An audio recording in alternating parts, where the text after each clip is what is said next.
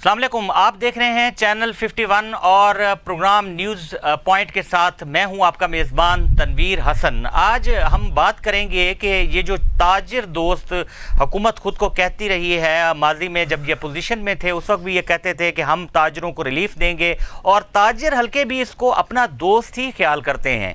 लेकिन अब 2 महीने से ज़ायद हो चुका है इस हुकूमत को इक़्तिदार में आए हुए, तो हम देखते हैं कि कुछ ताजिर जो है वो इससे खुश नहीं है और जो हमारा ये सनती सेक्टर है या जो हमारी तिजारत है वो भी ग्रो नहीं कर रही है, बल्कि आए रोज़ ये स्टॉक एक्सचेंज से खबरें हमें मिलती हैं कि स्टॉक एक्सचेंज जो है वो मंदी का शिकार है। ऐसा क्यों हो रहा है? और अगर डॉलर की बात करें तो डॉलर भी ऊंची से ऊंची उड़ान भरते हुए चला जा रहा है। ये सारी बातें आज हम करेंगे। हमारे साथ मौजूद हैं चैनल 51 के ब्यूरो चीफ सीनियर तज्ज़ियाकार अजीम सदीकी साहब। जनाब बहुत शुक्रिया, आप आज भी हमारे साथ मौजूद हैं। अच्छा सदीकी साहब, ये बताएं कि जैसा कि मैंने कहा कि ये जो ताजिर दोस्त हुकूमत है और ताजिर भी इसको बड़ा लाइक करते अब भी करते हैं, तो ये जब से आई है और बजट भी आ चुका है तो वो हमें तिजारती सरगर्मी में कोई तेज़ी नज़र नहीं आ रही।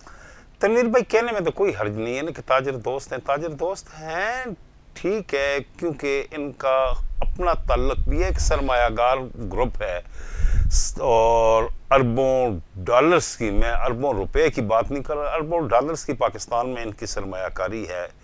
मुख्तलिफ शोबों में आप देखे जाए, लोहा देखा जाए, चीनी के कारखाने इनके देखा जाए, 1 दर्जन के लगभग इनके चीनी के कारखाने हैं।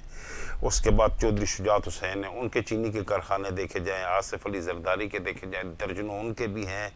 मकसद ये है कि इस हुकूमत में शामिल जितने लोग हैं ये सरमायादार भी हैं, सरमायाकार भी हैं, सनतकार भी हैं। और ताजर तो बज़ाहिर तो कोई ऐसा ताजर नहीं है, इसलिए कि ये इस तरफ इनकी सनती मैदान में सरमायाकारी है, लेकिन मजबूर हैं, इनके हाथ बंधे हुए हैं माली तौर पे। इस वक्त हमारी जो पोजीशन है, मैं तो यही कहूँगा कि मोहताजी वाली पोजीशन है कि हाथ हम फैलाए।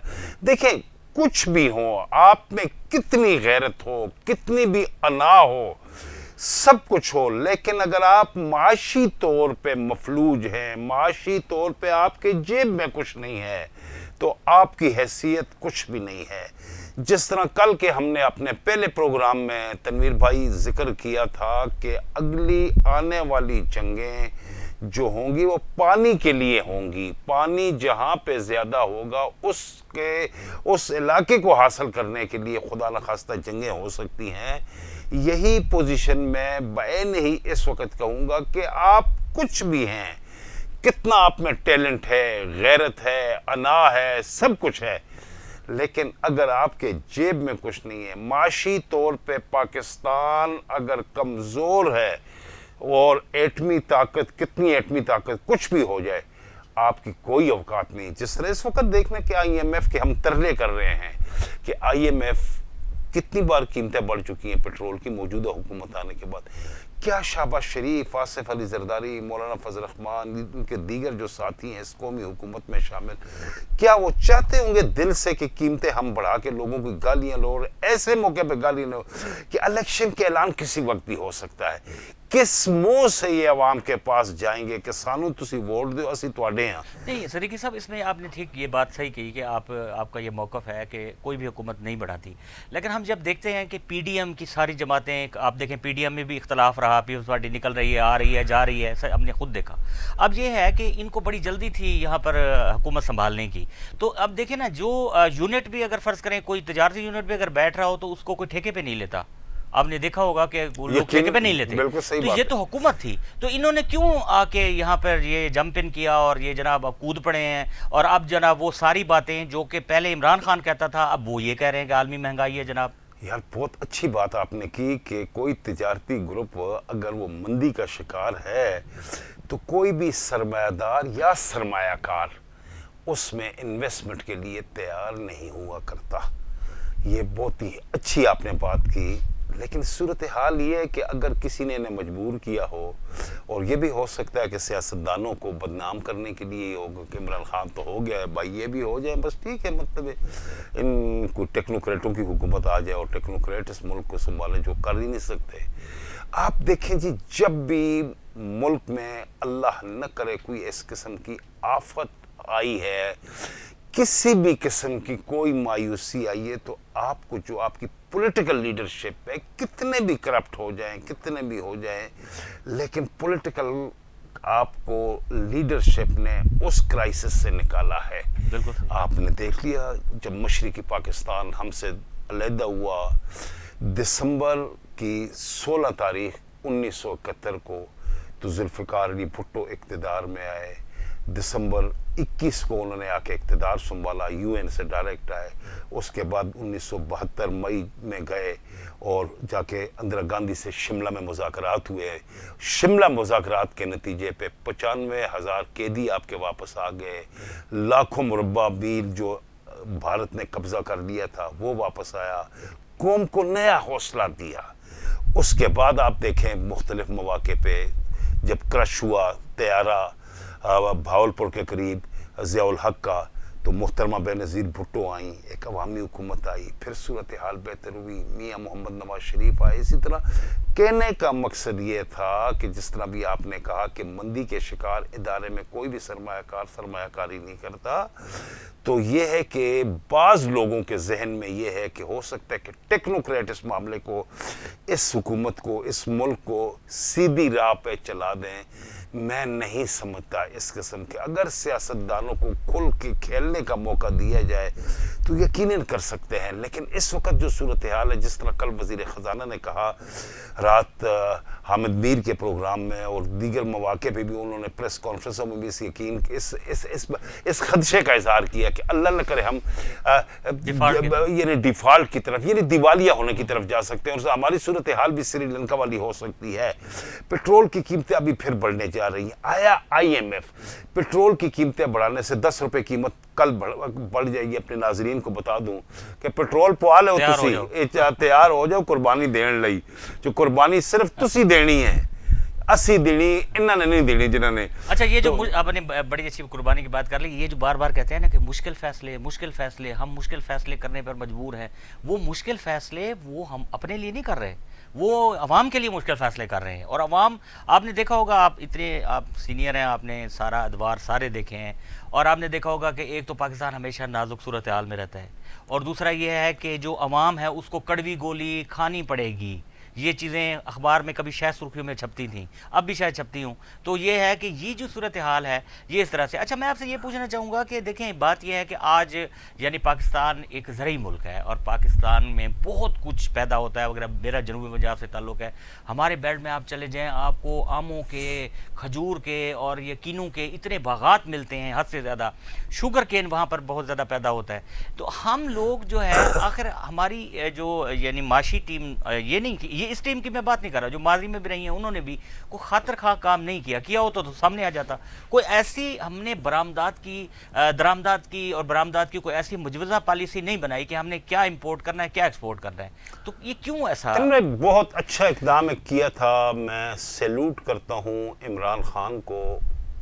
کپتان نے یہ اقدام کیا تھا، لاہور میں ایک میٹنگ ہوئی تھی، یہ پونے 2 سال پہلے کی بات ہے، تو اس میں اصولی طور پہ یہ فیصلہ کیا گیا تھا اور تمام ڈپٹی کمشنر اور ریونیو ڈپارٹمنٹ سے یہ کہا گیا تھا کہ زرعی زمینوں پہ ہاؤسنگ اسکیموں کی اجازت نہ دیں۔ بالکل بالکل۔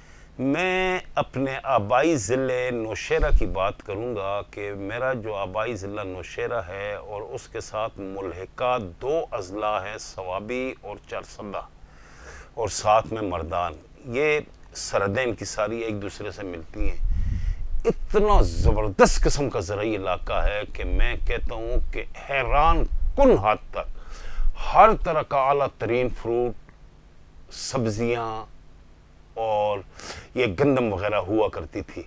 لیکن ابھی آپ جائیں مین جی ٹی روڈ پہ تو ازاخیل کے قریب، وہاں پہ کچھ زرعی زمینیں بہت بڑی تعداد میں تھیں، وہاں پہ ہاؤسنگ اسکیمیں بن گئیں۔ پشاور شہر میں جب آپ داخل ہوتے ہیں تو جھگڑا ایک جگہ ہے بڑی افتخار جھگڑا کی، وہ جو ہمارے گورنر ہوتے تھے اقبال ظفر جھگڑا، ان کا جو علاقہ ہے وہ بہت زبردست زرعی علاقہ ہے، وہاں بھی ہاؤسنگ سکیمیں بن گئی ہیں، سٹی ہاؤسنگ اور مختلف قسم کی، چار سدہ کی طرف چلے جائیں، ثوابی چلے جائیں۔ شرم کی بات ہے، مطلب ہے کہ ابھی گندم کاشت ہوئی، گندم ابھی کٹائی ہوئی ہے، مہینہ بھی نہیں ہوا، اور شرمناک حد تک یہ ہمارا اقدام ہے کہ یہ کہہ رہے ہیں کہ روس یا کسی اور ملک سے ہم گندم امپورٹ کریں گے، اور کس قسم کا، یعنی ابھی گندم آپ کی یعنی پوری سنبھالی بھی نہیں گئی، اور ابھی آپ کو ضرورت پڑ گئی ہے۔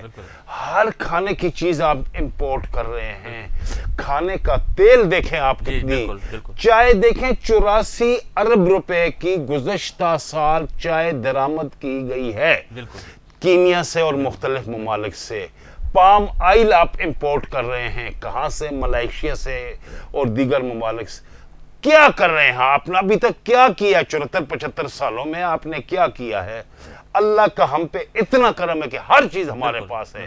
یہ سروے کیا تھا ایک آسٹریلین ٹیم نے، آفتاب شیرپاؤ جب کولیشن میں تھا عمران خان کے ساتھ، تو انیسہ زیب ان کی وزیر تھی، پختونخوا ہاؤس اسلام آباد میں ایک پریس کانفرنس ہوئی تھی، اور اس میں انہوں نے حقیقی طور پہ جو سروے کیا گیا تھا جیولوجیکل ٹیموں نے قبائلی علاقے میں جو، اور کرک وغیرہ اور مختلف علاقوں میں جو ہوا تھا، سروے ہوا تھا، اس میں انہوں نے شواہد پیش کیے تھے، تنویر بھائی انہوں نے شواہد پیش کیے تھے کہ دنیا کا سب سے اعلیٰ ترین تانبا اور دیگر ہمارے پاس یہ جو چیزیں ہیں ہمارے پاس موجود ہیں، تیل کے بہت بڑے ذخائر موجود ہیں، اور کرک اور ان علاقوں میں اگر دیکھا جائے، کوہاٹ اور کرک وغیرہ آپ اس علاقے میں دیکھیں، اتنا زیادہ تیل نکلا ہے جس کا معدنیات سے مالا مال ہیں، اور اس کے ساتھ ساتھ گیس نکلی ہے۔ لیکن یہ ہے کہ ہمیشہ ہماری جب نظر آپ کی جیب پہ ہوتی ہے کہ مجھے کتنا کمیشن ملے گا، اگر میں آپ کے ساتھ کمیشن کا وعدہ نہیں کرتا تو ملک تو گیا بھاڑ میں، سب کچھ چیز چھوڑے گا وہ بیوروکریٹ جو دستخط کرتا ہے۔ تو تباہی بربادی کی طرف ہم جا رہے ہیں، ہماری زرعی زمینیں تباہی کی طرف جا رہی ہیں۔ پہلے سیم و تھور کا شکار ہو کے زرعی زمینیں تباہ ہوتی تھی، اس وقت تو اللہ تبارک و تعالیٰ کا کرم ہے سیم و تھور تو نہیں ہو رہی، لیکن یہ ہے کہ رہائشی اسکیموں نے تباہ برباد کر دیا علاقہ۔ ہم تو بس حکومت کو یہی درخواست کر سکتے ہیں، اور کیا کر سکتے ہیں کہ سختی سے عمل کیا جائے، اور جو ضلعی حکومتیں ہیں اور ضلعی انتظامیہ ان کو سختی سے ہدایت کی جائے کہ مہربانی کر کے ہاؤسنگ سکیموں کے لیے این او سیز کا اجرا بند کر دیں، جو جاری ہو چکی ہیں ان پہ تو عمل درآمد کر لیں، ان کو بند کر دیں۔ اس لیے کہ آپ والی بات ہے، میرا تو دل مطلب میں ریئلی ذہنی طور پہ مجھے بہت شدید قسم کا دھچکا لگا ہے کہ اس وقت ہم گندم امپورٹ کرنے جا رہے ہیں۔ پہلے عام ہوا کرتے تھے، ملتان میں دیکھیں ایک ہاؤسنگ سکیم کتنی بڑی بن رہی ہے، اس نے تمام درخت کاٹ دیے ہیں کتنے بڑے ایریے میں، تو کیا اور یہ گرم علاقے ہیں جہاں پر تو دیکھیں ملتان کی آپ نے بات کی ہے، ملتان ہو گیا، یہ جو جنوبی پنجاب ہے، یہ سندھ کی ساری پٹی، یہ گرم علاقے ہیں، اور وہاں پر 47 سے 48 درجے تک جو درجہ حرارت ہے وہ جاتا ہے۔ تو وہاں پہ اگر آپ یہ کریں گے کہ درخت کاٹیں گے اور وہاں پر آپ ہاؤسنگ کالونیاں بنا دیں گے، تو وہاں ٹیمپریچر کا کیا صورتحال ہوگی؟ سبھی یعنی پوزیشن ہو جائے گی 52 کی طرف چلا جائے گا، اور کیا ہوگا مطلب۔ ہاں جی، بہت شکریہ عظیم صدیقی صاحب، بہت زیادہ مزہ آیا آپ سے گفتگو کر کے، بڑے تفصیل سے آپ نے جو ہے ساری باتیں بتائیں۔ جی ناظرین، بات یہ ہے کہ اگر قومیں مشکل میں جاتی ہیں تو اس کی وجہ صرف یہ ہوتی ہے کہ اس کی جو لیڈرشپ ہے وہ وقت پہ فیصلے نہیں کرتی، اور اگر وقت پر فیصلے بہتر نہ کیے جائیں تو پھر مشکلات تو آتی ہی ہیں۔ اسی کے ساتھ ہی اپنے میزبان کو آج کے پروگرام نیوز پوائنٹ سے اجازت دیجیے، اور آخر میں آپ سے یہی گزارش کہ ہمارے چینل کو سبسکرائب کریں، بیل آئیکن کو دبا دیں، اور ہماری ویڈیوز کو اپنے دوستوں میں زیادہ سے زیادہ شیئر کیا کریں اور لائک کیا کریں۔ اللہ حافظ۔